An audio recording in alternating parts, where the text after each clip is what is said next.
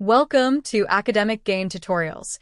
In this video, we will look into the differences between forfeiture of shares and surrender of shares.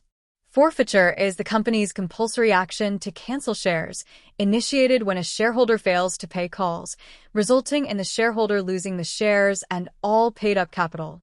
Share forfeiture takes place when the ownership of shares issued to any shareholder is canceled or terminated by the company on account of that shareholder's inability to meet his financial obligations, usually calls that have gone unpaid for the amount of unpaid capital.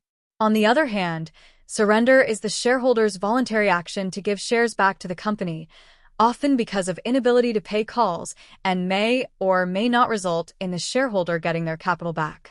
In the process of surrendering shares, a shareholder gives up his shares voluntarily to the company.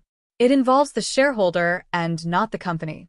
A shareholder can surrender his shares for any reason related to financial stress, the need to exit an investment, or changing directions in the company. So, let's look into the basic differences between forfeiture of shares and surrender of shares in a tabular form. Difference number 1. Forfeiture of shares involves cancellation due to non-payment of installments, whereas surrender of shares involves a shareholder voluntarily returning shares to the company. Number 2. Forfeiture is a compulsory action by the company, whereas surrender is a voluntary action by the shareholder. Number 3. Forfeiture is initiated by the company, whereas surrender is initiated by the shareholder. Number 4. Forfeiture happens strictly because of non-payment of call money, whereas surrender occurs due to a shareholder's inability or unwillingness to pay call money. Number 5. Forfeiture requires a long and formal procedure, whereas surrender takes place through a quicker and simpler process. Number 6. Forfeiture is treated as a penalty on the shareholder, whereas surrender is not considered a penalty because it is voluntary. Number 7. Forfeiture can be done without the shareholder's consent, whereas surrender is possible only with the shareholder's consent. Number 8. Forfeiture is permitted only when allowed by the Articles of Association and law, whereas surrender is accepted only if expressly allowed in the Articles of Association. Number 9.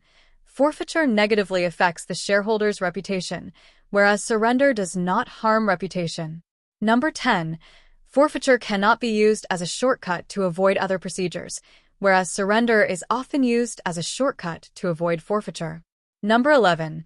Forfeiture requires the company to complete procedural and legal formalities, whereas surrender requires only approval of the shareholder's request. And difference number 12. Forfeited shares can later be reissued by the company, whereas surrendered shares are treated similarly and may also be reissued. So, these are the differences between forfeiture of shares and surrender of shares. If this lecture was helpful, give it a thumbs up and subscribe to the channel.